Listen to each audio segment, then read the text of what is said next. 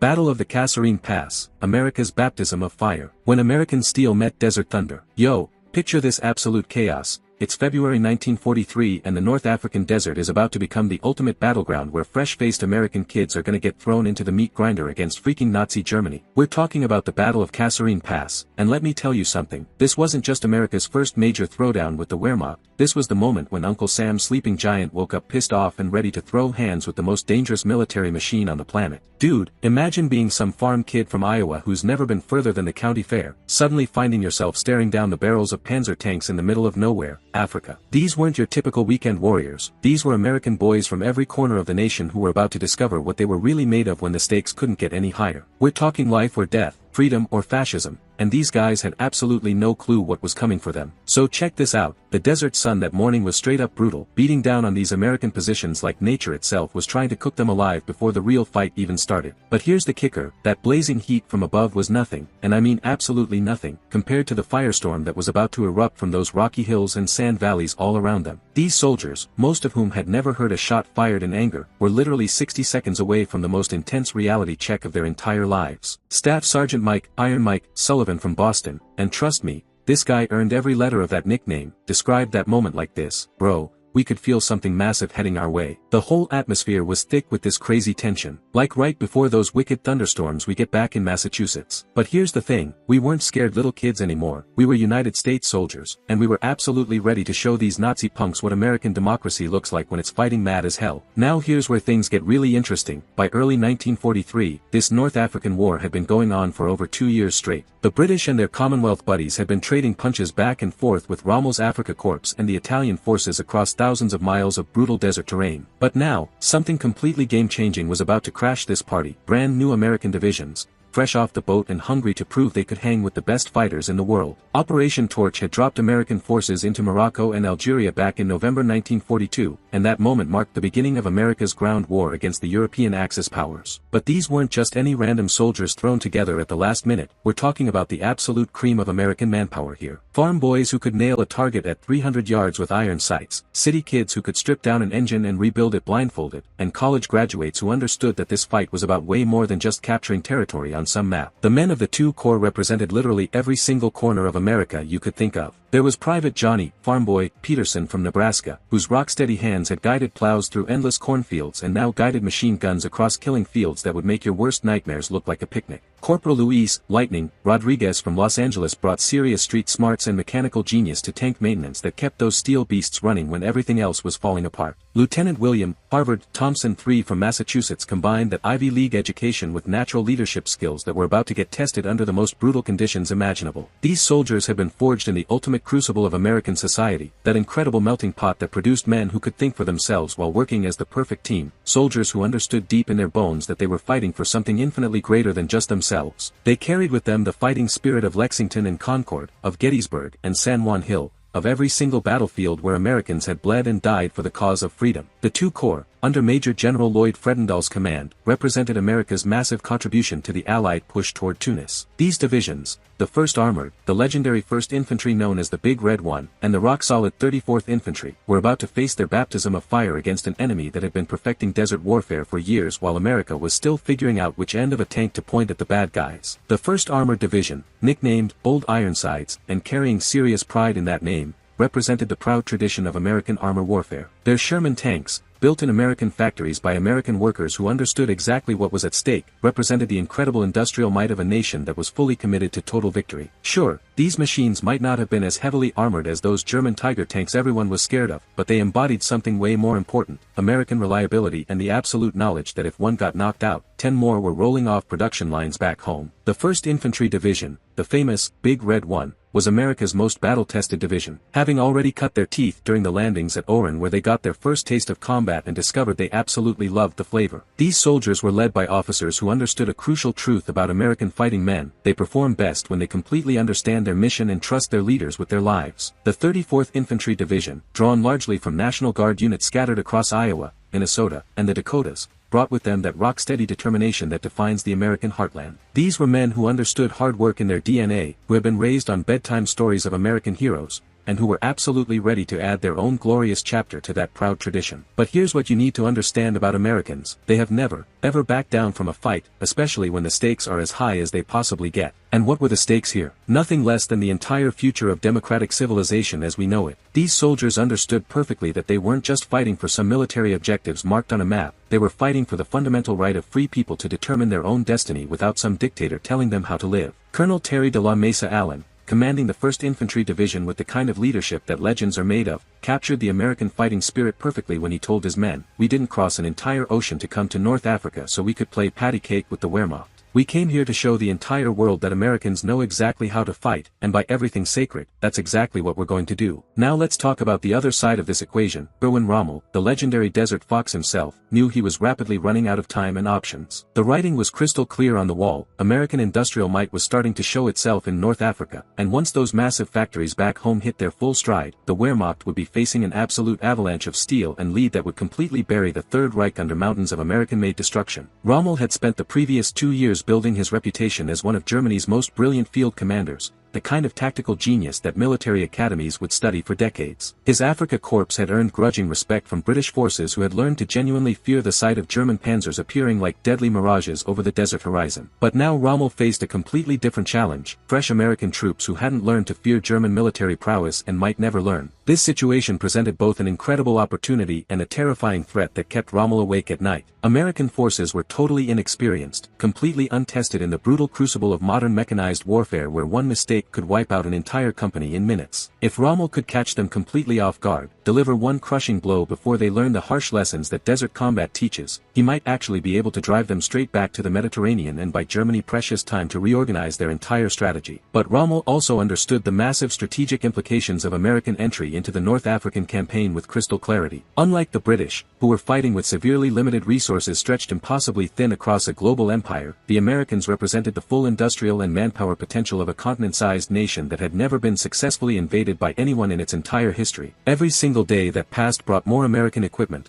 more American troops, and more American determination to the battlefield than the day before. So Rommel decided to make his move in the biggest gamble of his entire military career. If he could completely smash the green American forces at Kasserine Pass, he could potentially drive them all the way back to the sea, buying precious time for Germany and possibly knocking America completely out of the North African campaign before they could get their feet under them. It was a desperate gamble by a desperate man fighting for an increasingly desperate cause, but sometimes desperate times call for desperate measures. The German plan was classic blitzkrieg warfare: hit hard, hit fast, and exploit any breakthrough with armor and motorized infantry moving faster than the enemy could react. Rommel had assembled an absolutely formidable force, elements of the battle-hardened 21st Panzer Division, veterans of the brutal Eastern Front who had learned their deadly trade in the savage battles against Soviet forces in Russia, the elite 10th Panzer Division, equipped with the latest German tanks and anti-tank guns, and various supporting units including the legendary 90th Light Division that had earned its reputation in blood. These weren't just regular soldiers thrown together at the last minute, these were combat veterans who had conquered Poland in 27 days, crushed France in 6 weeks, and driven deep into the Soviet Union before winter stopped them cold. They had faced T-34 tanks in the snow-covered steppes of Russia and British Matildas in the burning sands of Libya, learning lessons that American forces hadn't even begun to understand yet. The German soldiers preparing for the assault on American positions were absolutely confident in their superiority over these untested American troops. They had been told repeatedly that Americans were soft, that democratic societies produced soldiers who lacked the iron discipline necessary for modern warfare where hesitation meant death. They expected to face troops who would break and run at the first sign of serious resistance, just like so many other armies they had faced. But they were about to discover something that would echo through history and change everything they thought they knew about American fighting spirit. When you corner Americans, when you threaten everything they hold dear and sacred, they don't break like brittle glass, they bend like steel. They learn faster than you thought possible, and then they come back swinging harder than ever before. Oberst Gustav von Verst, commanding elements of the 5th Panzer Army with typical German arrogance, issued orders to his subordinates that reflected their complete confidence in easy victory. The Americans are absolutely new to this business of war. Hit them hard, hit them fast, and they will run like frightened rabbits back to their ships. This will be much easier than our lightning operations in Poland. But von Verst was about to learn the hardest lesson of his military career. Americans don't run like rabbits when their backs are against the wall. they fight like lions protecting their cubs. Bro, the Kasserine Pass itself wasn't just some random spot on a map, this was literally a crossroads where the destiny of entire nations was gonna get decided by the raw courage and determination of individual soldiers who had no idea they were about to make history. Nestled deep in the Atlas Mountains of western Tunisia, this pass represented the absolute gateway between German-held territories in the east and Allied supply lines stretching all the way back to Algeria and Morocco like lifelines keeping freedom alive.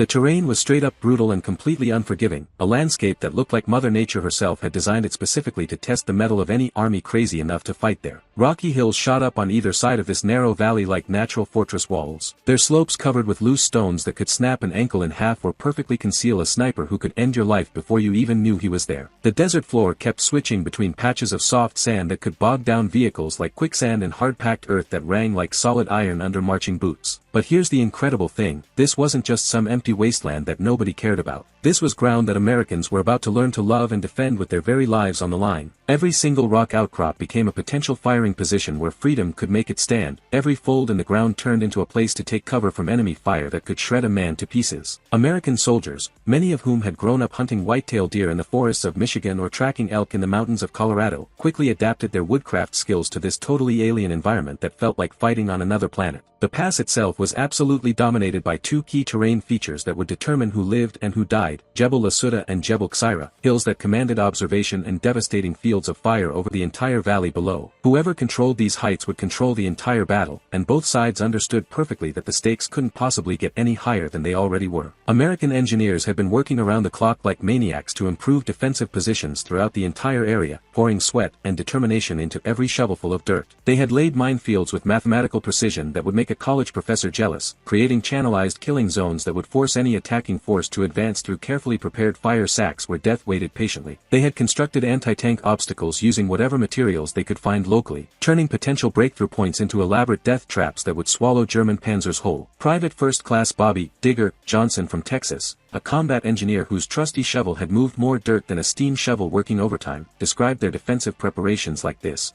Dude, we turned every single inch of that pass into an absolute fortress that would make the Alamo look like a playground. Every rock was positioned to provide perfect cover, every mine was placed to channel the enemy exactly where we wanted those suckers to go. When those Germans came calling with their fancy tanks, they were gonna walk straight into the most elaborate death trap ever constructed by pure American ingenuity and elbow grease. The climate added another brutal layer of challenge to the coming battle that would test every man to his absolute limits. Desert temperatures could swing from bone-chilling freezing at night to over 100 degrees during the day, making survival itself a constant battle. Sandstorms could reduce visibility to absolutely zero in just minutes, turning coordinated military operations into chaotic individual struggles for survival where every man fought alone against nature and the enemy. But Americans had always been absolute masters of adapting to harsh environments that would break lesser men. These were the direct descendants of pioneers who had crossed the Great Plains when it meant risking everything, miners who had worked the brutal Klondike when gold fever drove them north, and farmers who had survived the devastating Dust Bowl when the earth itself seemed to turn against them. The North African desert was just another challenge to overcome through American determination and that special ingenuity that comes from being raised in the land of the free. The action exploded into chaos on February 14,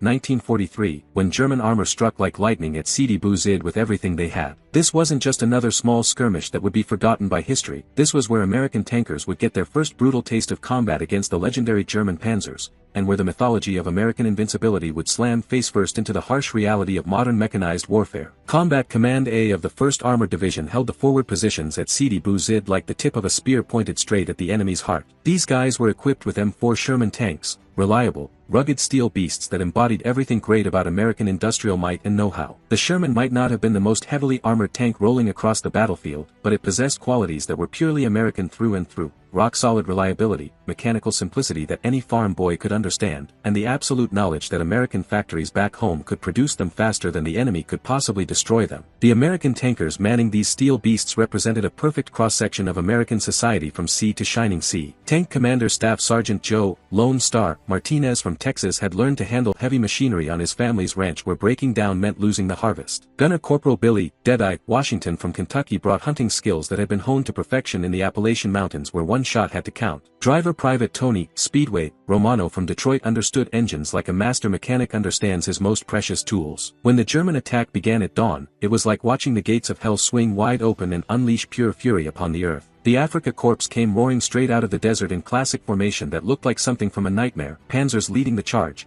followed by motorized infantry and supporting artillery that could level mountains. The sound was absolutely indescribable, the deep, threatening rumble of tank engines mixing with the higher, angry whine of armored car transmissions, the sharp crack of high-velocity guns punctuated by the deeper, earth-shaking boom of field artillery, and underneath it all, the terrifying whistle of incoming shells that promised instant death to anyone caught in the open. The German assault force was absolutely impressive in its deadly efficiency, over 60 tanks including Panzer IVs with their deadly long-barreled 75mm guns that could punch through steel like paper, Panzer IIIs providing mobile support and covering fire, and the absolutely dreaded Tiger I tanks whose massive 88mm guns could penetrate any Allied armor at ranges that made return fire completely impossible. Supporting the armor were entire battalions of Panzer Grenadiers riding in half-tracks like mechanized death dealers, mobile artillery pieces that could rain destruction from miles away, and the ever-present 88mm anti-tank guns that had earned the respect and genuine fear of every Allied tanker who had lived to tell about facing them. But what those Germans didn't count on was the incredible fighting spirit of American tankers who had been raised on the fundamental principle that Americans absolutely never quit, no matter how bad things get. When Sergeant Martinez saw the approaching German armor through his periscope, his first thought wasn't about retreat or finding an escape route, it was about how many enemy tanks his crew could knock out before they were eventually forced to withdraw. When I saw those German tanks coming over that ridge like mechanical demons,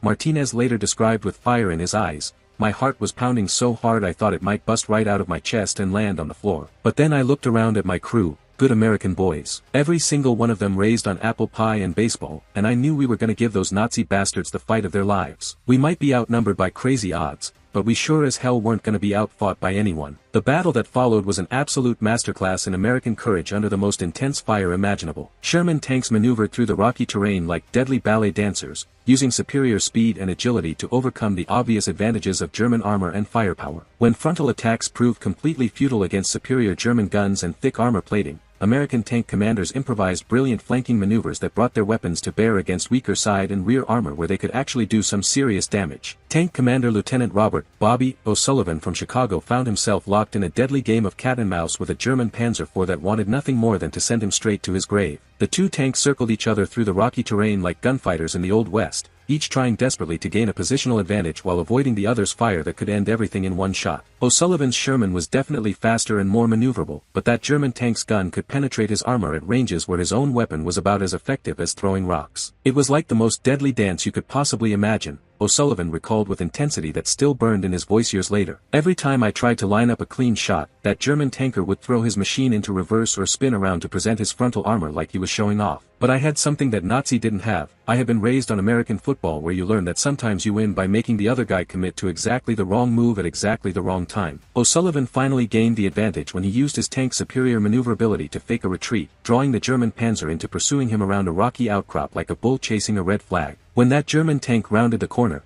expecting to finish off what looked like a retreating enemy, it instead found O'Sullivan's Sherman positioned absolutely perfectly for a devastating flank shot. O'Sullivan's gunner, Sergeant Mike Hawkeye Stevens from Montana, put a 75mm armor-piercing round through the Panzer's side armor at point-blank range with surgical precision. The German tank erupted in massive flames, its ammunition cooking off in a series of explosions that could be heard across the entire battlefield like thunder announcing victory. But the brutal numbers were ultimately stacked against the American forces at Sidi Bouzid in ways that courage alone couldn't overcome. The Germans had achieved complete tactical surprise and brought absolutely overwhelming force to bear against scattered American positions that couldn't possibly hold against such odds. One by one, American tanks were getting knocked out or forced to withdraw, but even in withdrawal, these American tankers proved their incredible mettle beyond any shadow of doubt. They didn't run like scared rabbits, they conducted a fighting retreat that made those Germans pay dearly for every single yard of ground. The retreat from Sidi Bouzid became an absolute legend in American armored circles that would be told and retold for generations. Tank after tank fell back through prepared positions, stopping to engage German pursuers with everything they had before leapfrogging to the next defensive line like a perfectly choreographed dance of destruction. American tank crews who had lost their vehicles grabbed rifles and bazookas, fighting as infantry rather than abandoning their comrades to face the enemy alone. Staff Sergeant Bill Iron Horse Thompson from Michigan, whose Sherman was among the very last to withdraw from Sidi Bouzid, epitomized American fighting spirit in its purest form. When his tank's main gun was knocked completely out by German fire, Thompson ordered his driver to ram the nearest enemy tank like a battering ram made of steel and fury. When that didn't work, the entire crew bailed out and fought as infantry, using bazookas and grenades to continue the battle against impossible odds. "We didn't cross an entire ocean to come to North Africa just to run away from a fight," Thompson radioed back to his commander as his crew prepared their final stand with grim determination. "We came here to kill Nazis, and that's exactly what we're going to do, with or without tanks. Thompson and his crew held their position for over an hour, knocking out 2 German armored cars and inflicting serious casualties on an entire company of Panzer Grenadiers before finally being forced to withdraw. Their actions bought precious time for other American units to reorganize and prepare new defensive positions where the fight would continue. Kasserine Pass itself was an absolute natural choke point carved right into the Atlas Mountains of western Tunisia, a narrow gap squeezed between towering peaks that seemed like Providence itself had designed it specifically to test the raw courage of American soldiers who were about to face their ultimate trial by fire. Picture a landscape that could have been ripped straight out of the American Southwest, rocky mesas rising dramatically from a desert floor that stretched to infinity, narrow valleys winding like snakes between stone ramparts, and a sky so impossibly blue it actually hurt to look at directly. The pass was just barely wide enough for a highway and a railroad line, making it the absolutely perfect defensive position for any force willing to fight and die for every single yard of ground. This wasn't just some random piece of geography that nobody cared about, this was the freaking gateway to the Allied rear areas, the key that would unlock either total German victory or complete Allied success in North Africa. Whoever controlled Kasserine Pass would control the fate of the entire campaign and possibly the war itself. The pass was defended by battle-ready elements of the 26th Infantry Regiment, part of the absolutely legendary Big Red One, and supporting units drawn from across the American II Corps who understood exactly what was at stake. These were soldiers who knew deep in their bones that they were standing at the thin red line between Nazi conquest and Allied victory, and they had crystal-clear orders to hold the pass at all costs. By everything sacred, that's exactly what they intended to do, even if it meant dying in place. The men holding Kasserine Pass represented the absolute best of American manhood from every corner of the nation. There was Private First Class Danny Southside O'Brien from Boston, whose Irish grandfather had fought for the Union in the Civil War and whose father had stormed the beaches at Vera Cruz with Black Jack Pershing himself.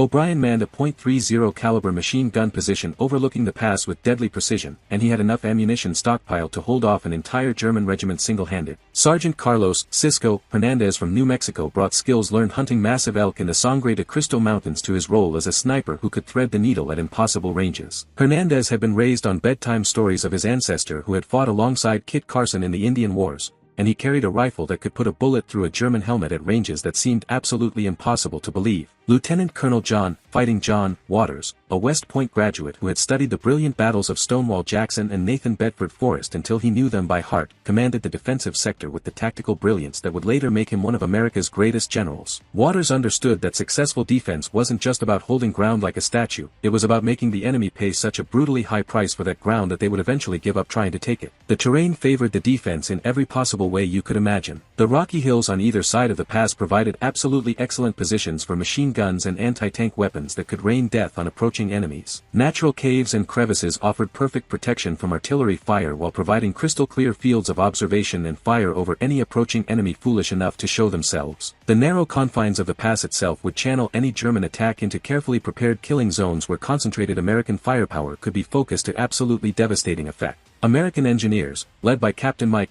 Blast Morrison from Colorado who understood explosives like an artist understands paint, had been working around the clock like men possessed to improve these natural advantages. They had laid intricate minefields with mathematical precision that would make a college professor jealous, creating a deadly maze that would force German armor into predetermined paths where American anti-tank weapons could engage them at point-blank range where they couldn't miss. Morrison's engineers had also constructed elaborate obstacles using whatever materials they could find locally, concrete-filled oil drums positioned with surgical precision, steel rails salvaged from the railroad and turned into tank traps, and massive stones moved into perfect position by bulldozers working under cover of darkness. These obstacles wouldn't stop German tanks permanently because nothing could, but they would slow them down and channel them into carefully prepared ambush sites where American ingenuity would turn superior German technology against itself. Dude, we turned every single inch of that pass into an absolute fortress that would make medieval castles look like sandboxes, Morrison explained to his men with fierce pride. Every mine is placed to channel the enemy exactly where we want those suckers to go. Every obstacle is positioned to slow them down at precisely the right spot. When those Germans come calling with their fancy panzers,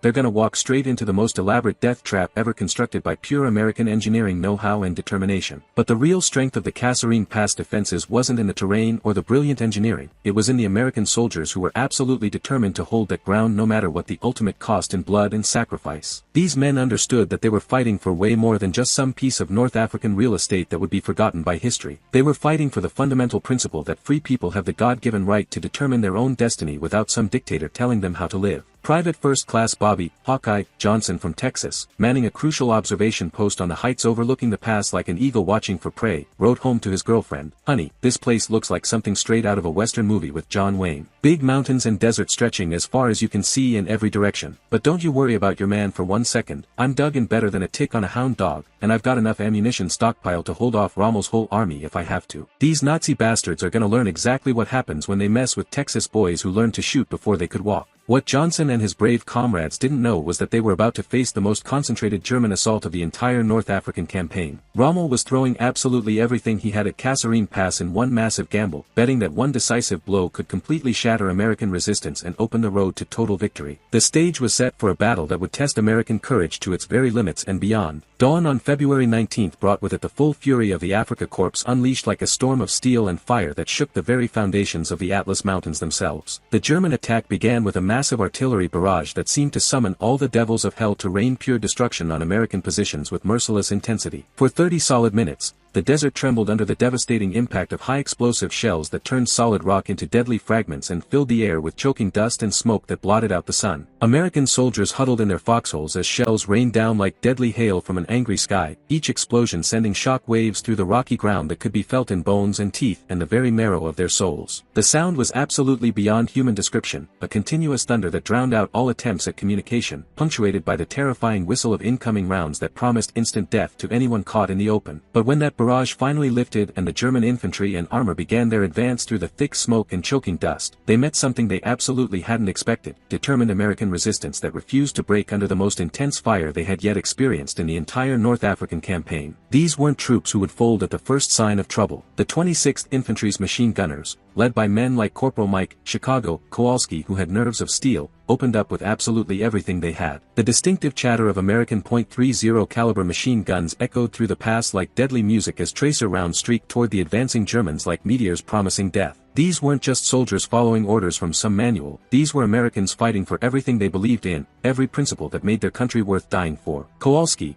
whose machine gun team held an absolutely critical position on the north side of the pass, had grown up in the tough neighborhoods of South Chicago where you learned to fight with your fists or you didn't survive to see graduation. Now he was applying those street fighting instincts to military combat, and the results were absolutely devastating for any German soldier foolish enough to advance within range of his weapon. "When I saw those German soldiers coming up that hill like a gray wave of death," Kowalski later recalled with fire still burning in his eyes, "I thought about my little sister back home in Chicago, about the baseball games I used to go to at Wrigley Field on summer afternoons, about everything that made America worth fighting and dying for. And I squeezed that trigger like my life depended on it, because it absolutely did, and so did the lives of every American soldier depending on me to do my job right." Kowalski's machine gun team worked with the deadly precision of a factory production line that never stopped. While Kowalski controlled the gun with expert hands, his assistant gunner, Private Jimmy "Ammo" Sullivan from Boston, fed belts of ammunition with the steady rhythm of a man who understood that any interruption could be fatal for everyone. Their ammunition bearer, Private Jose "Speedy" Garcia from Los Angeles, kept them supplied with fresh belts while also serving as their spotter and radio operator who maintained contact with command. The German advance stalled completely under this withering fire that cut them down like wheat before a scythe. American marksmanship, honed by generations of hunting and target shooting that was part of growing up American, proved deadly accurate when it mattered most. These soldiers had grown up with rifles in their hands,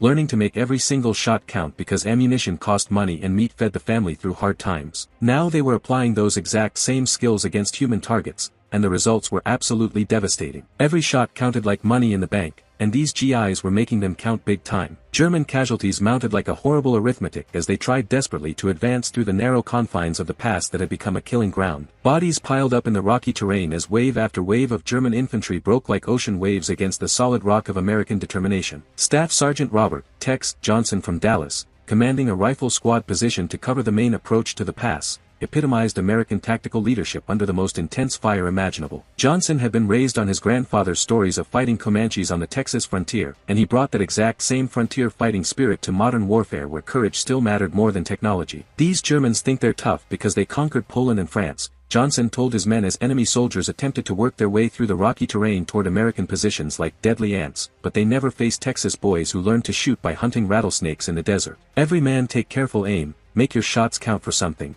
and remember, we're not just fighting for this piece of ground, we're fighting for the right of free people to live free without some dictator telling them what to do. Johnson's squad worked with the deadly efficiency that would become the absolute hallmark of American infantry throughout the entire war. Each soldier knew his job and executed it with professional competence that would make drill instructors proud. Riflemen engaged targets with careful precision, saving automatic weapons fire for moments when German attacks reached critical mass and threatened to overwhelm positions. The squad's bar team provided suppressive fire that kept German heads down while riflemen picked off individual targets with surgical accuracy. But Rommel hadn't earned his legendary reputation by giving up easily when faced with initial resistance from any enemy. He brought up his armor, Panzer IVs with their deadly long-barreled 75mm guns that could punch through steel like paper, and the absolutely dreaded Tiger I tanks that rumbled toward American positions like mechanical monsters from everyone's worst nightmare. The ground literally shook under their massive tracks, and their guns could reduce American foxholes to smoking craters with a single shot. This is when American ingenuity and raw courage truly shined like diamonds in the desert sun. Anti-tank crews,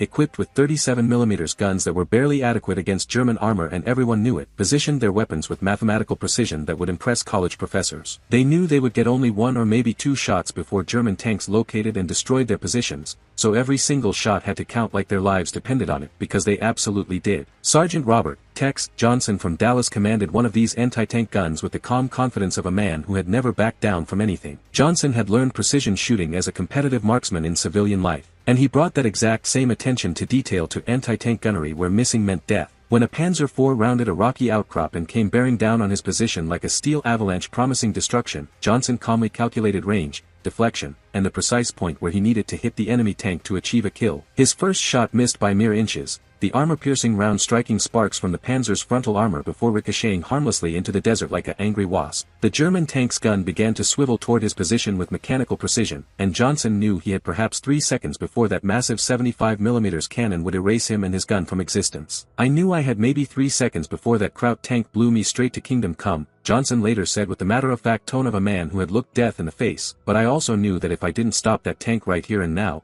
it would roll right over my buddies' positions and kill a whole lot of good American boys. So I took a deep breath, said a quick prayer to the Almighty, and fired again with everything I had." The second shot struck home with absolutely devastating effect, penetrating the Panzer's side armor and detonating inside the fighting compartment like a bomb going off. The German tank lurched to a complete stop, thick smoke pouring from its hatches, before erupting in a massive ball of flame as its ammunition exploded like the 4th of July. Johnson's crew had turned the tables on superior German armor through pure skill and determination that couldn't be taught in any manual. But Johnson wasn't finished with his work by a long shot. As German infantry attempted to advance past the burning hulk of their supporting tank, Johnson's crew switched to high-explosive rounds and began engaging them with direct fire that turned their position into a nightmare. The little 37mm gun might not have been effective against heavy armor, but it was absolutely devastating against infantry targets at close range where every shell counted. Holy smokes! While the infantry battle was raging like absolute hell in the pass itself, the real drama was unfolding in the broader valley where American and German armor were about to clash in the largest tank battle American forces had ever fought, and we're talking about a test that would determine whether American steel could stand up to the legendary German war machine that had crushed every enemy it had faced so far. The 1st Armored Division's Combat Command B, commanded by Brigadier General Paul M.C.D. Robinette, who had nerves of steel and the tactical mind of a chess master, found itself staring down elements of both the 10th and 21st Panzer Divisions, veteran units that had learned their deadly trade conquering Europe. The odds were roughly even in terms of raw numbers, but those Germans had massive advantages in combat experience, proven tactics, and anti-tank weapons that could turn American tanks into burning coffins. What they absolutely didn't count on was American adaptability and that unique fighting spirit that comes from soldiers who understand they're fighting for freedom itself rather than some dictator's twisted dreams. The American force centered around the M4 Sherman tank, a machine that perfectly embodied American industrial philosophy like nothing else on earth, reliable as a Swiss watch, maintainable by any farm boy with a wrench, and producible in quantities that would eventually overwhelm any enemy through sheer American industrial might. The Sherman wasn't the most heavily armored tank rolling across the battlefield, and it sure as hell didn't mount the most powerful gun, but it possessed qualities that were uniquely American and couldn't be measured in millimeters of armor or caliber of weapons. Tank Commander Captain Frank Motor City Morrison from Detroit understood machines the way other men understand their wives, with an intimate knowledge born of years of experience and genuine love. Morrison had grown up in the shadow of those massive automobile factories where American ingenuity turned raw steel into mechanical marvels, and he brought that mechanical intuition to armored warfare where understanding your machine could mean the difference between life and death. His Sherman might not be able to trade punches toe-to-toe with a Tiger tank in a fair fight, but Morrison knew how to make it dance like a mechanical ballerina across the desert floor. The key to fighting German armor, Morrison explained to his crew with the confidence of a man who had figured out the secret, isn't trying to outfight them head-to-head like some street brawl. It's using American advantages, our mobility that lets us pick our fights, our reliability that keeps us running when their machines break down, and our ability to coordinate with other arms like artillery and infantry. We might not have the biggest gun or the thickest armor, but we've got something those Germans don't have, American ingenuity and the absolute certainty that freedom is worth fighting and dying for. Morrison's crew epitomized the incredible multicultural strength of American forces that made our military unlike anything the world had ever seen. His gunner, Sergeant Billy "Deadeye" Hayes from Kentucky, had learned marksmanship hunting squirrels in the Appalachian Mountains where you had to make every shot count or go hungry. His driver, Corporal Tony "Speed" Benedetto from New Jersey, understood engines and transmissions with the intuitive knowledge that comes from growing up in a family of mechanics where cars were religion. His loader, Private David "Tank" Kowalski from Chicago, combined Polish-American determination with the raw strength that came from working in those brutal steel mills where weak men didn't last a week. What those Germans absolutely didn't count on was American adaptability that could turn any situation to our advantage. When traditional tank tactics proved completely inadequate against German armor and anti-tank defenses that had been perfected over years of combat, American commanders improvised new approaches right there on the spot without waiting for permission from headquarters. They used their tanks as mobile artillery, positioning them in hull-down positions where only their turrets were exposed to enemy fire. They coordinated closely with infantry and artillery units, creating combined arms teams that multiplied their effectiveness far beyond what any individual weapon system could achieve alone. Lieutenant Colonel John, Fighting John, Waters, commanding a tank battalion with the kind of leadership that legends are made of, epitomized American leadership under the most intense fire imaginable. Waters had studied the great cavalry leaders of American history, from J.E.B. Stuart to George Armstrong Custer, and he brought that exact same aggressive spirit to mechanized warfare where courage still mattered more than technology. When his advance was stopped cold by a line of German anti-tank guns positioned to create a deadly killing zone that would turn any approaching tank into scrap metal, Waters didn't retreat or call for artillery support like a cautious commander. Instead, he improvised a solution that combined American tactical innovation with pure audacity that would make his ancestors proud. The key wasn't just having good equipment, Waters explained later with the matter-of-fact tone of a man who had seen the elephant and lived to tell about it. It was having good American soldiers who could think on their feet and adapt to any situation. When the standard playbook didn't work, we wrote a new one right there on the battlefield, and we wrote it in German blood. Waters called for smoke screens from supporting artillery to blind the German gunners, then led his tanks in a brilliant flanking maneuver that took the German anti-tank position from the side where they weren't expecting trouble. While German gunners struggled desperately to reposition their heavy weapons to meet this unexpected threat, American tanks were already among them, using their machine guns and high-explosive rounds to eliminate the anti-tank crews at point-blank range where there was nowhere to run. The tank battles that raged across that desert floor were absolutely epic in scope and intensity, like something out of a movie, except this was real life with real consequences. Sherman tanks maneuvered like deadly ballet dancers, using superior speed and agility to overcome the obvious advantages of German armor that looked invincible on paper. When a Sherman couldn't penetrate a Panzer's frontal armor with a direct hit, the crew would work together to get a flanking shot, or coordinate with other tanks to create crossfires that the enemy couldn't possibly escape. The sound of tank combat was unlike anything in human experience and would haunt veterans for the rest of their lives. The deep, threatening rumble of massive engines mixed with the sharp crack of high-velocity guns, the metallic clang of armor-piercing rounds striking steel plates, and the deeper, earth-shaking boom of high-explosive shells detonating among infantry positions. Underneath it all was the steady chatter of machine guns and the occasional earth-shaking explosion when a tank's ammunition supply cooked off like the 4th of July. Tank Commander Captain Robert "Iron Bob" Sullivan from Boston found himself locked in single combat with a German Panzer IV,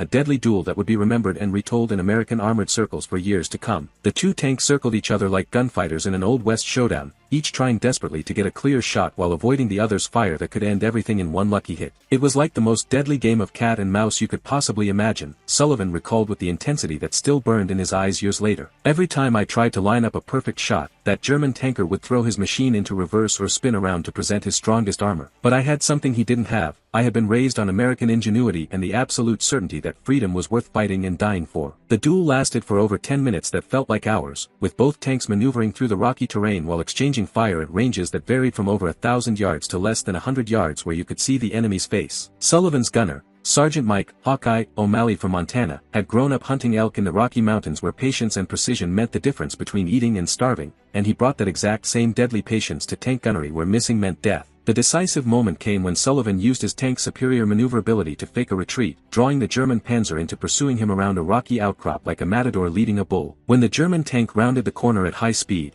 expecting to catch a fleeing enemy and finish him off. It instead found Sullivan's Sherman positioned absolutely perfectly for a devastating flank shot at point-blank range. O'Malley's 75mm armor-piercing round penetrated the German tank's side armor like a hot knife slicing through butter. The Panzer erupted in massive flames, its ammunition cooking off in a series of explosions that could be heard across the entire battlefield like thunder announcing victory. Sullivan's crew had proven beyond any doubt that American tankers, properly trained and led, could match the absolute best the Wehrmacht had to offer. War isn't just about strategy, tactics, and technology that you can read about in textbooks. It's about individual human beings making split-second decisions under unimaginable pressure that determine the fate of their comrades, their mission, and their cause. The Battle of Kasserine Pass produced countless examples of American heroism that would become the stuff of absolute legend, stories that would inspire future generations of American soldiers to heights they never thought possible. These acts of heroism weren't performed by superhuman warriors from action movies with perfect muscles and one-liners. They were performed by ordinary American boys who found extraordinary courage when their country and their comrades needed it most. They were farm boys from Iowa who had never been more than 50 miles from home,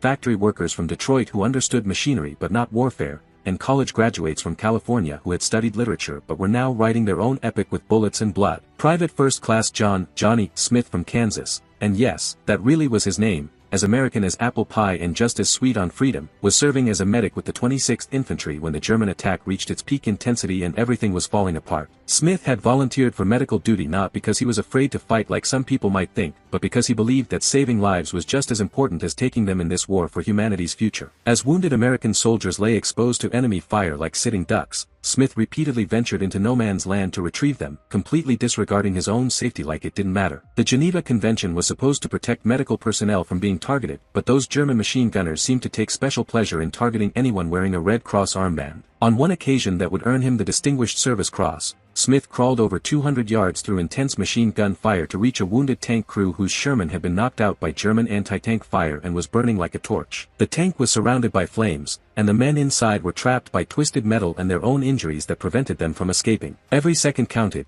The tank's ammunition could cook off at any moment, killing anyone within 100 yards. Smith reached the burning tank just as German infantry began advancing to capture or kill any survivors like vultures picking over carrion. Working with superhuman strength born of pure desperation, Smith pulled two men to safety before the tank's ammunition exploded in a blast that could be felt a quarter-mile away and left ears ringing for hours. Then, while German bullets kicked up dust around his feet like deadly raindrops, Smith went back for the third crewman who was pinned under debris inside the burning vehicle. "I wasn't thinking about being heroic or winning medals," Smith said later, his words carrying the simple dignity that characterized so many American heroes. "I was just thinking about getting those boys home to their families. That's what we do in America, we don't leave anyone behind, no matter what the cost." Smith succeeded in freeing the trapped crewman and dragged him to safety just as German infantry reached the burning tank. For his actions that day, Smith was awarded the Distinguished Service Cross, but his proudest moment came months later when he received letters from the families of the men he had saved. Staff Sergeant Maria Radio Gonzalez, a Mexican-American soldier from Texas serving as a communications specialist, maintained contact between forward units and headquarters throughout the most intense phases of the battle when everything was chaos. Gonzalez represented the incredible multicultural strength of American forces.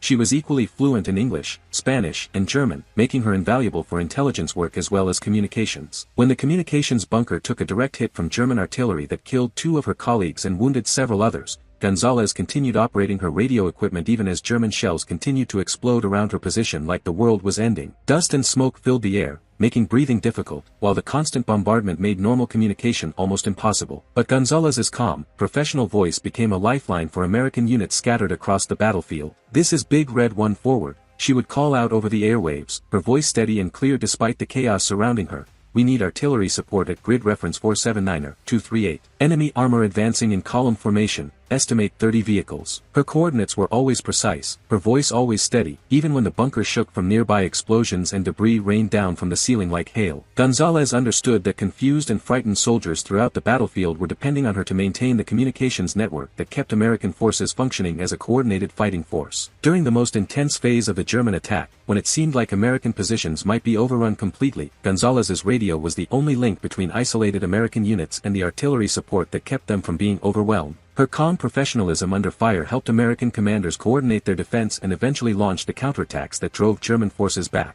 Lieutenant William "Wild Bill" Thompson from Texas embodied the aggressive leadership style that would make American officers legendary throughout the entire war. Thompson had grown up on a cattle ranch where backing down from a fight was considered a character flaw that could get you killed, and he brought that exact same aggressive attitude to military leadership. When his infantry platoon was pinned down by German machine gun fire from a position that commanded the only route his men could use to reach their objective, Thompson didn't call for artillery support or wait for armor to reduce the enemy position like a cautious commander. Instead, he decided to lead from the front in a manner that would have made his Texas Ranger ancestors proud. Grabbing a Thompson submachine gun, his men called it poetic justice that Wild Bill Thompson carried a Thompson gun. Thompson crawled to within grenade-throwing distance of the German machine gun position. Then, in a move that would have made Hollywood directors jealous but was simply another day at the office for an American officer, Thompson stood up and charged directly at the enemy position. He advanced at a full run, firing his submachine gun from the hip and screaming like a Comanche warrior. The psychological impact on the German machine gunners was absolutely devastating. They had expected careful, methodical tactics from American forces,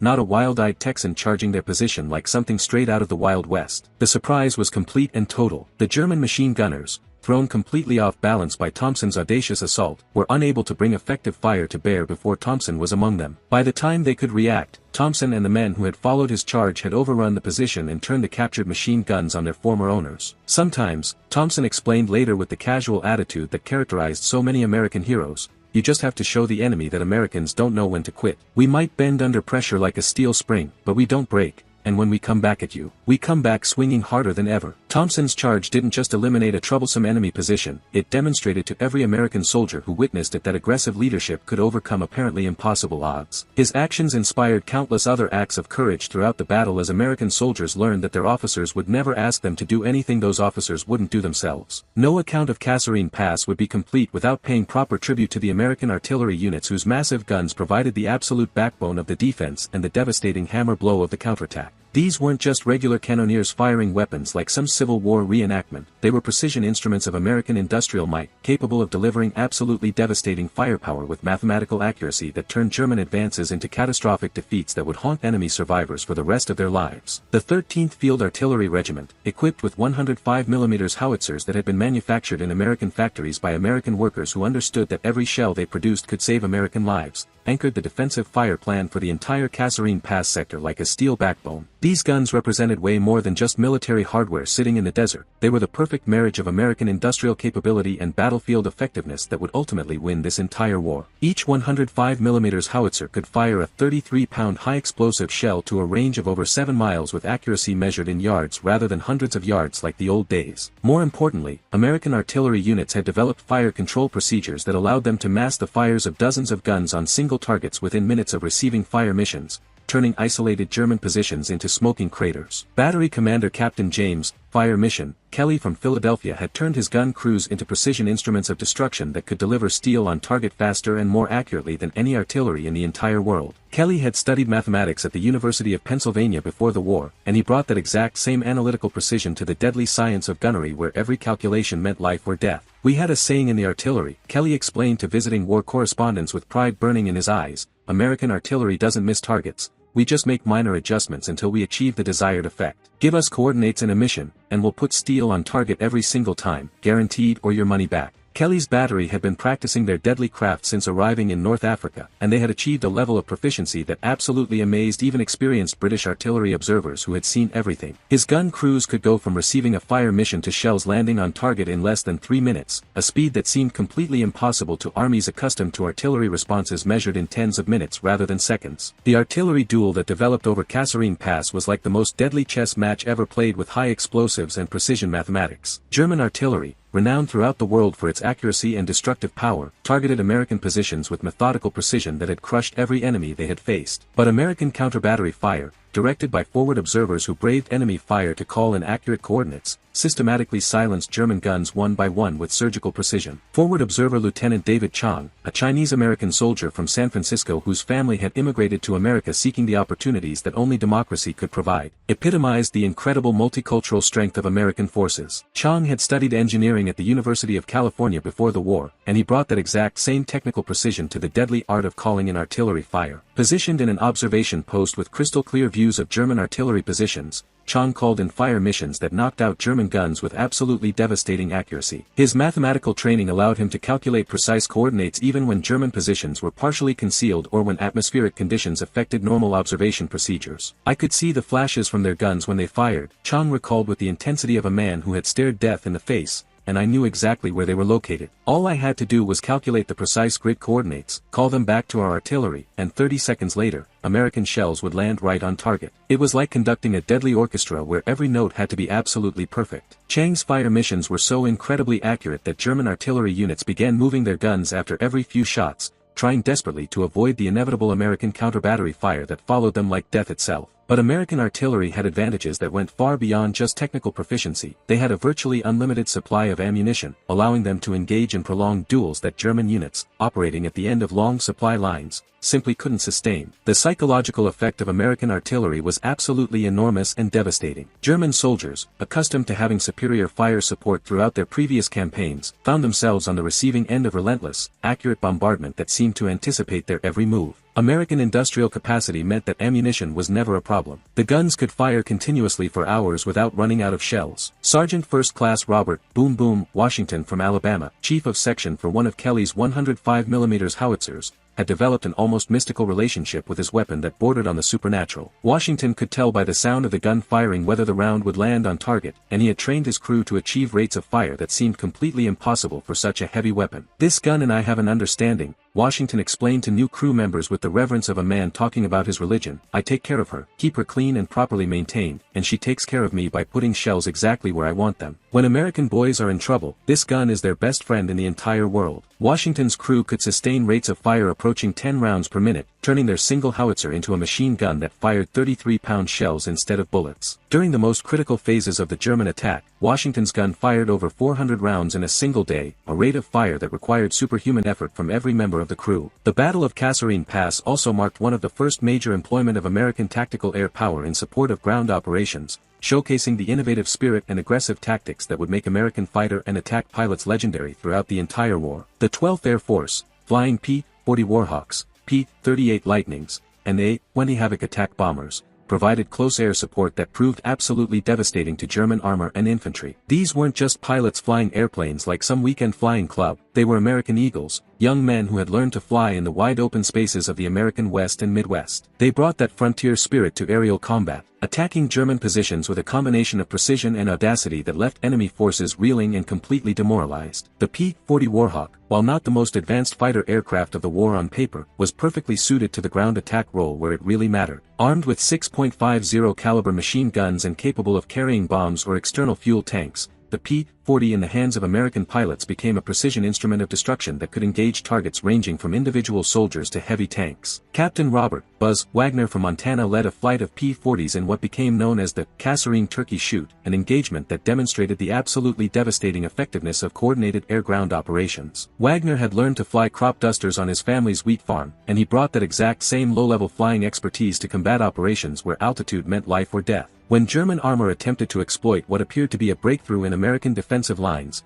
Wagner's fighters were called in to provide immediate close air support. The German tanks were advancing in column formation along a narrow valley, presenting perfect targets for air attack but protected by mobile anti-aircraft guns that made such attacks extremely dangerous. "I could see those German tanks strung out in column formation," Wagner remembered with fire still burning in his eyes, just begging for an air attack. But they had flak guns positioned to create intersecting fields of fire that would turn any conventional strafing run into a suicide mission. So we decided to do something completely unconventional. Wagner led his flight in a coordinated attack that came out of the sun at maximum speed, with each aircraft attacking from a different direction to completely overwhelm German anti-aircraft defenses. The psychological impact was absolutely enormous. German tank crews, accustomed to having air superiority in their previous campaigns, suddenly found themselves under attack by American fighters diving out of the desert sky like avenging angels. The attack was absolutely devastating beyond belief. Wagner's flight destroyed or disabled over a dozen German tanks and armored vehicles in a single pass, using a deadly combination of .50 caliber machine gun fire and 500-pound bombs to turn the German column into a line of burning wrecks. More importantly, the attack broke up German coordination and forced their armor to disperse,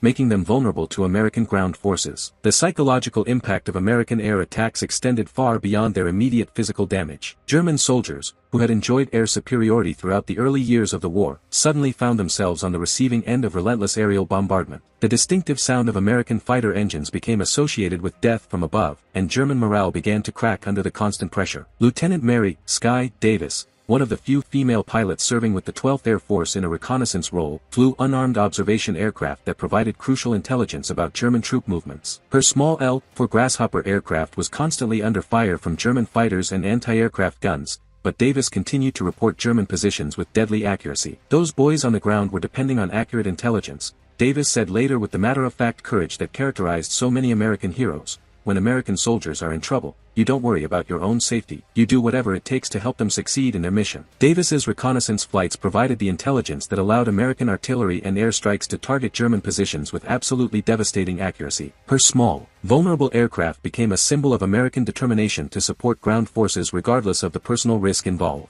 The coordination between American air and ground forces improved dramatically during the battle as both pilots and ground commanders learned to work together effectively like a well-oiled machine. Forward air controllers, positioned with frontline units, learned to direct airstrikes with precision that minimized the risk of friendly fire while maximizing damage to enemy positions. Major William Close Support Thompson from Texas, serving as an air liaison officer with ground forces, developed procedures for coordinating airstrikes that became standard throughout American forces. Thompson understood that effective close air support required split-second timing and perfect communication between aircraft and ground forces. "The key to close air support," Thompson explained with the authority of experience, "is making sure that American pilots know exactly where American soldiers are located before they start shooting. One mistake in coordination can kill more of our own boys than the enemy ever could." Thompson's coordination procedures were so effective that American close air support became the absolute envy of Allied forces throughout the war. German prisoners consistently reported that American air attacks were the most demoralizing aspect of fighting American forces. By February 21, the German offensive had reached its absolute high-water mark, and the tide of battle was beginning to turn dramatically in favor of American forces who were about to show the world what happens when you wake up a sleeping giant. Rommel had thrown absolutely everything he had at American positions, achieving some tactical successes and inflicting significant casualties, but he absolutely hadn't achieved the decisive breakthrough he desperately needed to win this campaign. More importantly, he was facing something that German commanders had never encountered before in their entire military careers: Americans who learned from their mistakes faster than the enemy could possibly exploit them. The American response to the initial setbacks at Kasserine Pass demonstrated the fundamental strength of democratic societies in warfare that dictatorships could never understand. Instead of scapegoating subordinate commanders or denying that serious problems existed like some banana republic, American leadership honestly assessed what had gone wrong and implemented immediate fixes that addressed both tactical deficiencies and systemic weaknesses with surgical precision. Major General Omar Bradley, brought in by General Eisenhower to assess American performance and recommend improvements, didn't sugarcoat the problems or make pathetic excuses for American failures like some politicians would. His analysis was brutally honest but focused entirely on solutions rather than blame, because that's what Americans do when the chips are down. "We got our noses bloodied pretty good in our first real fight with the Wehrmacht," Bradley admitted in his report to Eisenhower with the honesty that defined American leadership, "but that's exactly how Americans learn best. We don't repeat our mistakes like some armies.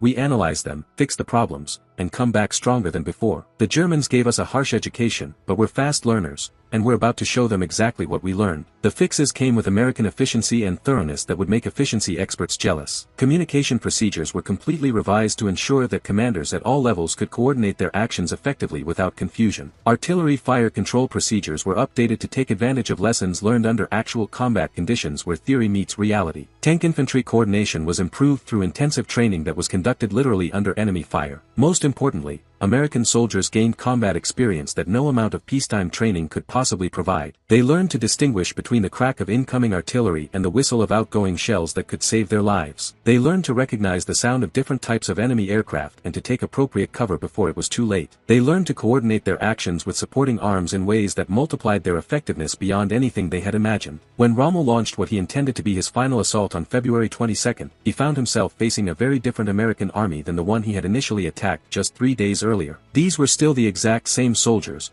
drawn from the same farms and factories and universities across America, but they were absolutely no longer green recruits learning their trade. They were battle-tested warriors who had been forged in the crucible of combat and emerged stronger than steel. The German attack was met by coordinated American resistance that demonstrated just how quickly American forces could adapt and improve when their lives depended on it. Artillery fire, precisely coordinated between multiple batteries and directed by forward observers who had learned their deadly trade under fire, broke up German formations before they could close with American defensive positions. Air strikes, called in by ground controllers who had learned to work effectively with pilots like members of the same team, devastated German reserves and supply columns. Tank infantry teams, coordinated by radio communications that had been improved through combat experience, engaged German armor with tactics that neutralized German advantages in individual vehicle performance. Most importantly, individual American soldiers fought with a skill and determination that impressed even their German enemies who had conquered most of Europe. These weren't just men following orders issued by distant headquarters, they were Americans fighting for their country, their comrades, and their way of life, and that motivation made all the difference in the world. Private First Class Danny Boston O'Brien, whose machine gun position had been overrun during the initial German attack, epitomized American resilience that couldn't be broken. O'Brien had been wounded and forced to withdraw, but he had used that time to analyze what had gone wrong and develop better tactics for defending his position. When German forces attacked his sector again, O'Brien was absolutely ready for them. He had repositioned his machine gun to take advantage of better fields of fire, coordinated with neighboring positions to create interlocking fields of fire, and established communication with supporting artillery. The result was absolutely devastating for German infantry attempting to advance through his sector. "The first time they hit us, I was scared and confused like any normal person would be," O'Brien admitted with the honesty that characterized American soldiers. But Americans don't stay scared and confused very long. "We learn from our mistakes, and when somebody hits us, we hit back twice as hard." What happened next would become an absolute textbook example of American military doctrine and the aggressive spirit that would characterize American operations throughout World War II. When faced with a crisis, Americans don't just defend, they attack with everything they've got. Instead of simply holding defensive positions and waiting for the enemy to exhaust himself like some passive victim, American commanders launched coordinated counterattacks that caught German forces completely off balance and demonstrated the growing sophistication of American tactical leadership. The 1st Infantry Division,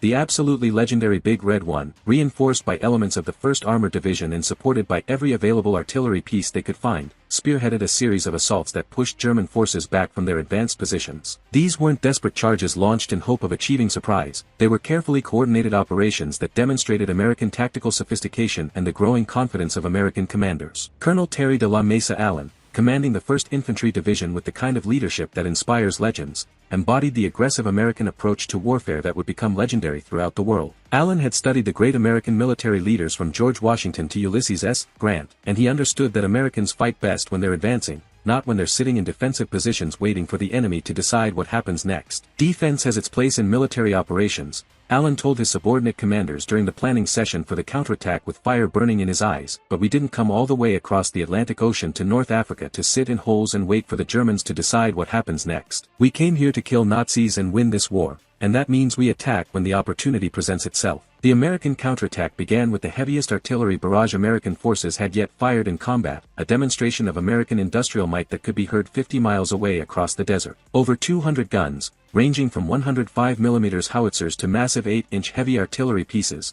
pounded German positions for over an hour with relentless precision. The bombardment was so intense that the ground shook like a major earthquake, and German survivors later reported that the experience was more terrifying than anything they had encountered on the brutal Russian front. The artillery preparation wasn't just about destroying German positions, it was about demonstrating American firepower and breaking German morale that had seemed unbreakable. Every shell that landed on German positions carried a clear message: American industrial capacity was virtually unlimited, and this bombardment was just a small sample of what American factories could produce when they hit their stride. When the barrage finally lifted and American infantry and armor began their advance, they moved under covering fire from tactical aircraft that had been perfectly coordinated with the ground assault. The coordination was absolutely perfect. Each element of the combined arms team worked in harmony to overwhelm German resistance through the application of concentrated firepower and aggressive tactics. Sergeant First Class Antonio "Tony" Rodriguez from New Mexico, leading an infantry squad in the assault with the courage of his ancestors, described the advance. "When we came out of those foxholes and started moving forward, it felt like we were part of something way bigger than ourselves. Tanks on our flanks providing fire support, artillery falling ahead of us to keep German heads down, and airplanes overhead ready to hit anything that tried to stop us. I felt sorry for any German who got in our way." The German resistance, weakened by days of continuous combat and the devastating American artillery bombardment, began to crumble under the pressure of coordinated American attacks that came from every direction. Units that had fought with fanatical determination just days before suddenly found themselves outflanked, outgunned, and overwhelmed by Americans who had learned their lessons and applied them with deadly efficiency. The psychological impact of the American counterattack was absolutely enormous and devastating. German soldiers who had been told that Americans were soft and inexperienced suddenly found themselves facing coordinated assaults that demonstrated tactical sophistication equal to anything in the German military tradition. The myth of German tactical superiority was crumbling under the impact of American determination and adaptability. Lieutenant Colonel John, Tank Commander, Waters, leading a tank battalion in the assault with the kind of aggressive leadership that legends are made of, demonstrated the aggressive leadership that would make American armor commanders legendary throughout the entire war. Waters had studied the great cavalry leaders of American military history, from Nathan Bedford Forrest to J.E.B. Stuart,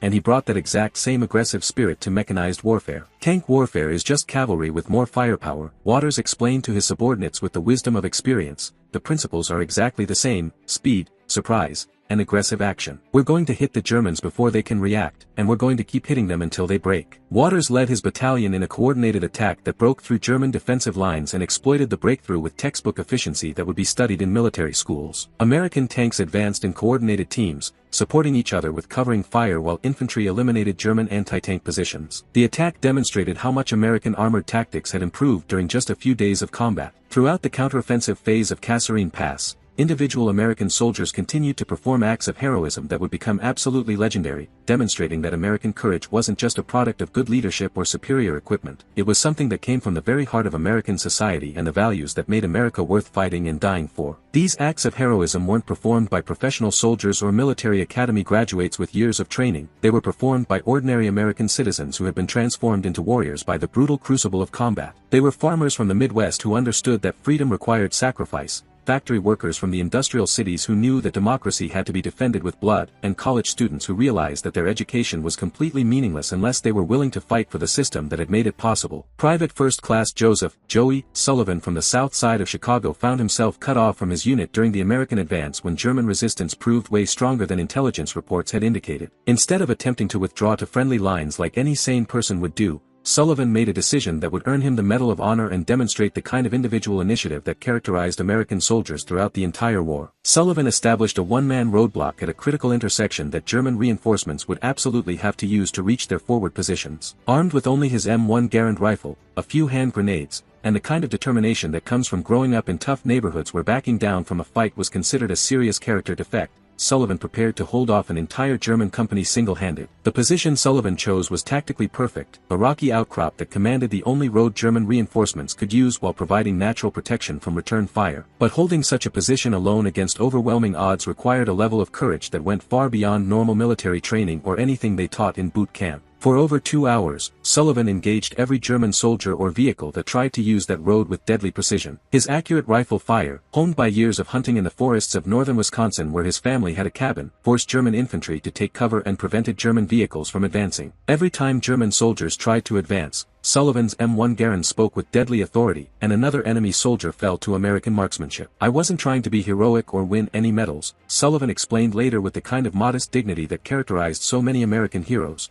"I just knew that if those German reinforcements got through, they might hit our boys from behind when they were advancing. So I decided that they were going to have to go through me first, and I was going to make that as expensive as possible." Sullivan held his position until American reinforcements arrived, personally accounting for over 20 German casualties and forcing the delay of a crucial German counterattack that might have disrupted the entire American offensive. When his commanding officer asked him why he hadn't attempted to withdraw when the situation became hopeless, Sullivan's answer was pure American: "Withdrawing never crossed my mind, sir. We're Americans. We don't retreat, we just advance in a different direction when the tactical situation requires it." Corporal Sarah, tough as nails, Washington, an African-American supply soldier from rural Georgia, found herself in direct combat when her supply convoy came under German attack during the American advance. Despite having no formal combat training beyond basic rifle marksmanship, Washington grabbed a bar from a wounded soldier and single-handedly held off German infantry until help arrived. Washington represented the kind of courage and determination that existed throughout American society, regardless of race, gender, or social background that might try to divide us. She had volunteered for military service despite facing discrimination and prejudice. And she was absolutely determined to prove that American courage wasn't limited by the color of someone's skin. I wasn't supposed to be in combat, Washington recalled with fire burning in her voice, but when those German soldiers started shooting at American boys, I didn't care what my job description said. I was going to fight for my country and my fellow soldiers, and I was going to fight as hard as any man in the army. Washington's accurate fire with the bar, combined with her cool head under pressure that would make ice cubes jealous, helped save her entire convoy and ensured that critical supplies reached American forces at the front lines. Her actions demonstrated that American courage existed at every level of military organization and in every person who wore the uniform with pride. Technical Sergeant Michael Brooklyn Kowalski, a tank mechanic whose job was supposed to keep him in rear areas away from direct combat, found himself in the middle of a firefight when German forces launched a counterattack against American maintenance facilities. Instead of seeking cover like a smart person would do, Kowalski grabbed a bazooka and personally knocked out 2 German armored cars before organizing other support personnel into an effective fighting force. I might have been a mechanic, Kowalski explained with Brooklyn attitude, but I was an American mechanic, and that meant I knew how to fight when fighting was necessary. Those German armored cars were threatening American tanks that my buddies were depending on, so I decided to do something about it. Kowalski's actions epitomized the kind of individual initiative and combat effectiveness that existed throughout American forces at every level. Every American soldier, regardless of his official military specialty, was first and foremost a fighting man who could be counted on to do his duty when the situation required it. By February 23, it was crystal clear that Rommel's desperate gamble had failed completely and utterly. Instead of breaking American resistance and opening the road to Allied rear areas like he had planned, the assault on Kasserine Pass had forged American forces into an effective fighting machine capable of matching the Wehrmacht's best divisions blow for blow. German casualties had been heavy, ammunition and fuel were running critically low, and the Afrika Korps was facing the prospect of a complete collapse if the battle continued. More critically, from a strategic standpoint, Rommel could see that he was facing an enemy that would only get stronger with each passing day. Every sunrise brought new American equipment fresh from the factories of Detroit and Pittsburgh, new American troops trained in the military camps of Georgia and California, and improved American tactics developed through the harsh but effective teacher of combat experience. The industrial might of the United States, once fully mobilized for war production, would produce an absolute avalanche of men and material that no German force could hope to withstand. Rommel understood that his only hope had been to achieve a quick, decisive victory before American forces could reach their full potential. That hope was now gone, buried in the rocky terrain of the Kasserine Pass under the bodies of German soldiers who had discovered that Americans were much tougher opponents than Nazi propaganda had led them to believe. The German withdrawal from Kasserine Pass was conducted with the professional skill that characterized Wehrmacht operations throughout the war, but it was still a withdrawal, the first time in the entire North African campaign that German forces had been forced to give up ground to American units. The psychological impact was absolutely enormous, both for American forces who had proven their worth in combat and for German forces who had learned that Americans were formidable opponents who would only become more dangerous with experience. American pursuit of the withdrawing Germans demonstrated just how much American forces had learned during the course of the battle. Instead of the uncoordinated advances that had characterized some early operations, American units now moved with precision and mutual support that would have impressed professional military observers from any army in the world. Tank infantry teams, coordinated by radio communications and supported by artillery and air power, harassed the German retreat at every opportunity like wolves chasing prey. American commanders had learned to exploit success relentlessly, and they pressed their advantages with the kind of aggressive pursuit that had characterized American military operations from the Indian Wars through the Spanish-American War. Captain Michael "Iron Mike" O'Connor from South Boston, whose tank company led the pursuit with relentless determination, described the operation with the kind of professional pride that comes from a job well done. It was like watching a textbook example of how to follow up a victory. We kept constant pressure on the Germans, never let them get set in new positions, and made them pay dearly for every mile they retreated. By the end, they were running so fast they were leaving equipment behind just to get away from us. The pursuit netted hundreds of German prisoners, dozens of destroyed vehicles, and large quantities of equipment that the Afrika Korps could ill afford to lose at this stage of the campaign. More importantly, it demonstrated that American forces had come of age as a fighting force capable not just of defending against German attacks, but of taking the initiative and forcing German forces to react to American moves. The prisoners taken during the pursuit provided valuable intelligence about German capabilities and morale that would prove invaluable in future operations. Many expressed genuine surprise at the fighting quality of American forces, admitting that they had expected to face soldiers who would break at the first sign of serious resistance. Instead, they had encountered Americans who fought with a determination and skill that matched anything in their previous experience. One German sergeant, captured during the retreat, summed up the German perspective perfectly. We were told that Americans were soft, that they lacked the discipline and fighting spirit necessary for modern warfare. But these Americans fought like demons,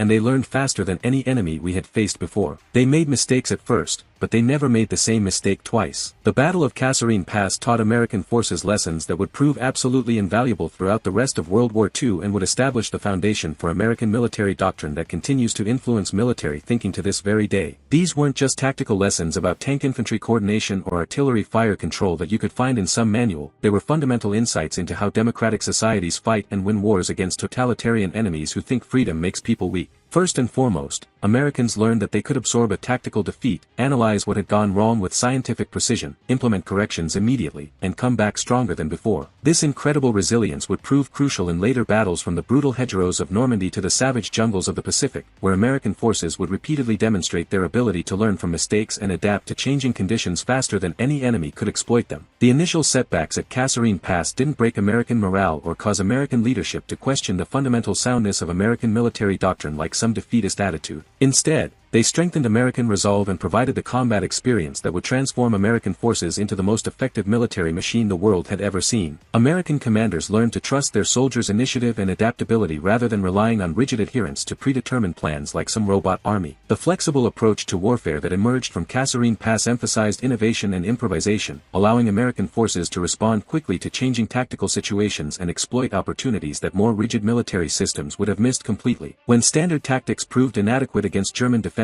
American soldiers didn't wait around for new orders from higher headquarters. They invented new approaches on the spot and shared their innovations with other units through the informal networks that connected American soldiers across unit boundaries. This kind of tactical flexibility became an absolute hallmark of American military operations throughout the war. The battle also demonstrated the decisive importance of American industrial capacity when properly mobilized for war production like a sleeping giant awakening. The steady stream of replacement equipment, unlimited supplies of ammunition, and constant reinforcement with fresh personnel meant that American forces could sustain operations that would have completely exhausted armies operating with more limited resources. German forces, operating at the end of long supply lines with replacement equipment and personnel becoming increasingly scarce, simply couldn't match American staying power. This logistical superiority would prove decisive in the long war of attrition that characterized the remainder of World War II, where endurance mattered as much as courage. Perhaps most importantly, Kasserine Pass proved beyond any shadow of doubt that American soldiers, properly trained, equipped, and led, could match any enemy in the world in terms of fighting effectiveness. These men and women, drawn from every corner of American society and representing every ethnic and cultural group that made up the American nation, had faced the Wehrmacht's elite and proven themselves worthy opponents. The confidence gained from this victory would carry American forces through every subsequent battle of the war like an unstoppable force. They had learned that they could face the best the enemy had to offer and not only survive, but prevail through the application of American courage, ingenuity, and determination that couldn't be taught in any school. Colonel Omar Bradley, who had observed the battle and would later command American forces in Europe with legendary skill, captured the significance of Kasserine Pass in his assessment. "We went into that battle as armed civilians playing at being soldiers. We came out of it as professional warriors who understood that we could beat any enemy in the world if we applied American principles to the art of warfare." While the Battle of Kasserine Pass was tactically significant as America's first major victory against German ground forces,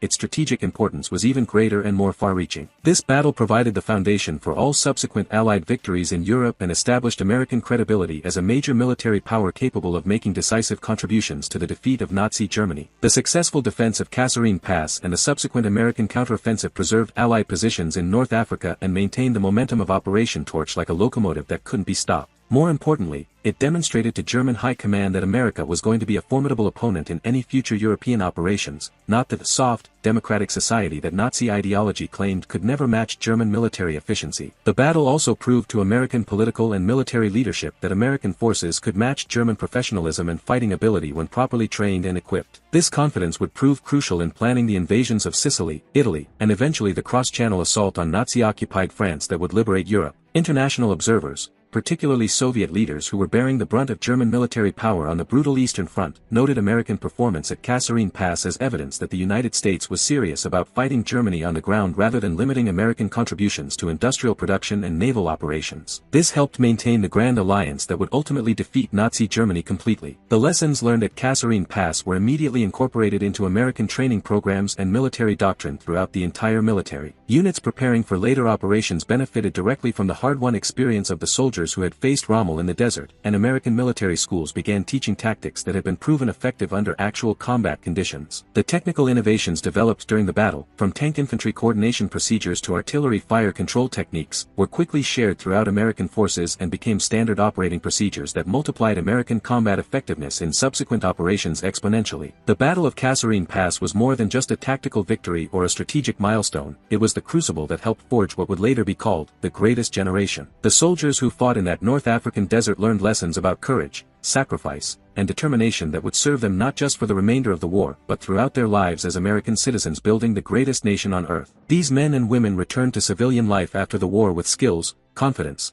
and values that helped build the most prosperous and free society in human history. The leadership abilities they developed on the battlefield translated directly into leadership in business, politics, education, and community service that would shape American society for decades to come. The industrial and technological innovations developed for the war effort, including many that were first tested under combat conditions at Kasserine Pass, became the foundation for American economic dominance in the post-war era. American industry, having proven that it could outproduce any enemy during wartime, continued that productivity in peacetime competition that raised living standards throughout the entire world. The international cooperation that was fostered during the war, beginning with the Allied coordination that proved so effective at Kasserine Pass, evolved into NATO and other international institutions that preserved peace and freedom throughout the Cold War and into the modern era. Most importantly, the Battle of Kasserine Pass proved that free societies, despite their apparent weaknesses and internal divisions, possess strengths that authoritarian regimes cannot match or understand. Democratic armies fight not just with weapons and equipment, but with ideas and principles, and those intangible factors ultimately proved more powerful than Nazi racial ideology or Soviet communist doctrine. The American soldiers who fought at Kasserine Pass carried with them the knowledge that they were fighting for something greater than military victory or national glory. They were fighting for the principle that free people have the God-given right to determine their own destiny. That knowledge gave them strength that no totalitarian system could match and courage that no amount of propaganda could shake. The Battle of Kasserine Pass was America's absolute baptism of fire, the moment when the United States completed its transformation from a peacetime democracy focused on domestic concerns into the greatest military power the world had ever seen. It wasn't just a tactical victory or a strategic milestone that would be forgotten by history, it was the birth of American military greatness that would reshape the global balance of power for generations to come and establish America as the defender of freedom worldwide. The soldiers who fought at Kasserine Pass, farm boys from Iowa whose steady hands had guided plows through cornfields and now guided machine guns across killing fields, factory workers from Detroit who brought mechanical genius to tank maintenance and operation, college graduates from California who combined education with natural leadership abilities, demonstrated that free people fight with a courage and determination that no totalitarian regime can match or understand. They proved that American democracy, far from being weak and indecisive as Nazi propaganda claimed, could mobilize resources and fighting spirit that would ultimately overwhelm any enemy. They showed that American soldiers, properly led and equipped, were not just equal to any opponent in the world, but superior in the qualities that matter most in sustained combat: adaptability, innovation, and the unshakable conviction that freedom is worth any sacrifice. The lessons learned in the rocky terrain of Tunisia became the foundation for American victories from Normandy to the Pacific, from the Bulge to Berlin. Every American soldier who stormed ashore on D-Day, every pilot who flew missions over Germany, every Marine who island-hopped across the Pacific carried with them the knowledge that had been paid for in blood at Kasserine Pass: Americans don't quit, Americans learn from their mistakes, and Americans win wars. The Battle of Kasserine Pass marked the moment when Adolf Hitler's thousand-year Reich began its countdown to destruction, when the Japanese Empire started its slide toward inevitable defeat, and when the free world found its champion. The boys who became men in the North African desert would go on to liberate Europe, defeat fascism, and build a world where democracy could flourish. This is the true legacy of Kasserine Pass, not just another battle won or lost, but the moment when American military greatness was born and the course of human history was changed forever. The soldiers who fought there didn't just win a battle, they won the future, ensuring that freedom would triumph over tyranny and that the American way of life would endure for all time. From that desert crucible emerged the greatest generation of Americans who ever lived, tempered by fire and strengthened by victory, ready to lead the world into an era of unprecedented peace, prosperity, and freedom. The echoes of their courage still ring across the years, reminding us that when America is tested, when freedom is threatened, when evil seems unstoppable, Americans rise to the challenge and prevail, just as they always have and always will. The Battle of Kasserine Pass, where American boys became American heroes, and where the greatest military force in history was born.